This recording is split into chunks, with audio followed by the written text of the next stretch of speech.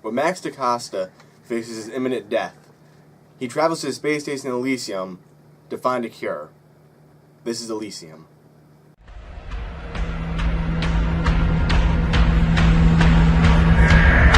They will hunt you to the edge of the earth for this.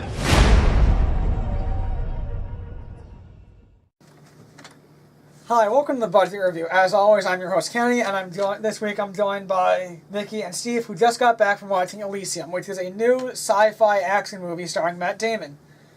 And I'm going to start off with a basic question for you guys. What did you think of the plot? Was it something new, or was it something that we've seen before 1,000 times? Nick? Well, the plot it's a little original. It's a little bit like District 9, one of his other movies, like the same themes.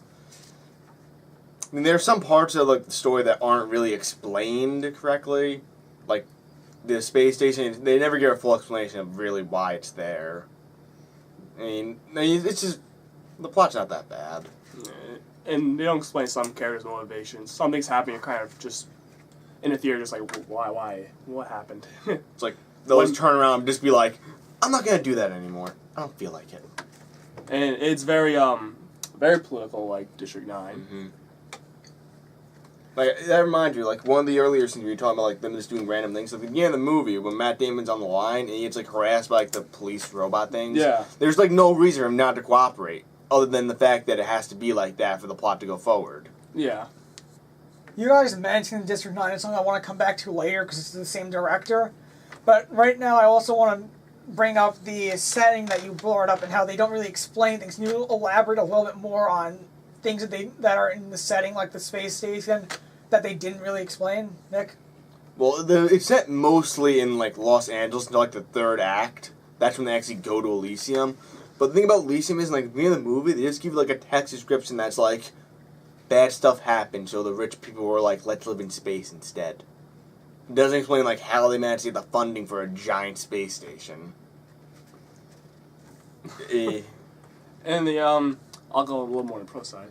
It was, setting-wise, it was pretty nice. It was beautiful to see. I mean, it got me, the good thing about this movie, it got me invested in the universe. It got me to believe that these characters suffered through all the years. And, yeah, pretty much everything except that much people. You mentioned the believability of the characters and, you enjoyed them. So I'm going to start with you, Steve. What do you think of the performances of the actors who play the characters and of the characters themselves? I thought Matt Damon was the best of the movie. I was really into his character. I was rooting from the start to finish. Jodie Foster's character, I honestly, I think they could have done without her, really. She didn't really play anything. At the end of the day, she really didn't do anything. Who else? Oh, William Fisher. Everyone knows him.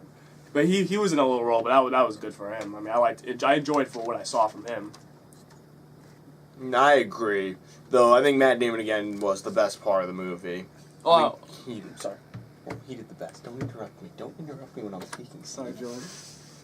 And I forgot to mention Shalto Copley. He plays the I'm sorry if I'm butchering that name, but I don't think I am. He plays the main. You just offended 100 people. No, I didn't. You just offended everyone. Plays the main antagonist of the film. Like I said earlier, the motivations. I never really got his. I mean, I guess you can't say his motivation. It was just a little weak. But yeah. As a villain, I was into him. I don't see a lot of his work. The only other movie I've seen him in was District 9, and he was a protagonist, and I don't know, it was just kind of a weird transformation. There are some parts of his performance where you can't understand what he's saying. It just comes off as gargled, He has his accent, and he kind of speaks a little fast, and you're like, oh. You're like, what did he just say? Did he just say to jump out the building and die? He's weird. Can't understand him. So you guys mentioned District Nottingham. Before I get into that, I just want to mention the director, Neil Blomkamp. Blomkamp. Oh God, we're offending everyone. Camp. And I'm sorry, everyone. He's a fairly young rookie director. This is only his second film. So and the other one being District 9, which we're going to get to next. What do you think of his direction in this, Steve? Well, if I had to say his direction in this, like I said, the universe and how he portrayed these characters, I was on board. I enjoyed it. even though the first act to me was I guess a little slow. I was almost at points dozing off. But then when he first got the exoskeleton attached to him, that's when I was more invested in the story. And I thought he did, for the choreography, for the action scenes, he did do some shaky cam.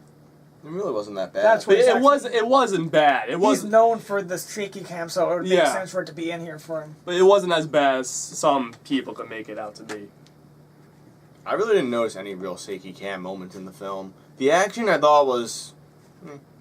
It's like there's nothing really stand out about it. But it didn't really do anything wrong. I mean, I wasn't bored in the first half. I was more confused, if anything. Because a lot of the stuff, I just like stood and I was like, why? Why is that there? Why are they doing that? Without any like real payoff. I know I keep pushing District 9 aside for a second, but Nick mentioned the action scenes. I just want to get Steve's opinion on what he thought of the action. The action scenes, okay. Matt Damon and Shalta Copley, I enjoy their fights. From the trailers, I was really looking forward to that showdown. Because I always say the best part about movies is always the villains. And always their clear, the motivation, their plans. And I will say I don't know spoilers, but the final blow was kind of it was a little lackluster. Yeah. But I mean, what can you do? I'm not directing it, so. You should have. I wouldn't. I thought it was bad. Okay, now we're finally going to mention District 9. It sucked. And I just want to know, like, how does this stack up next to District 9? Do you think that the director grew from District 9? Do you think that this maybe didn't stand up as well, Nick? I'm going to be honest, I thought District 9 was not that good.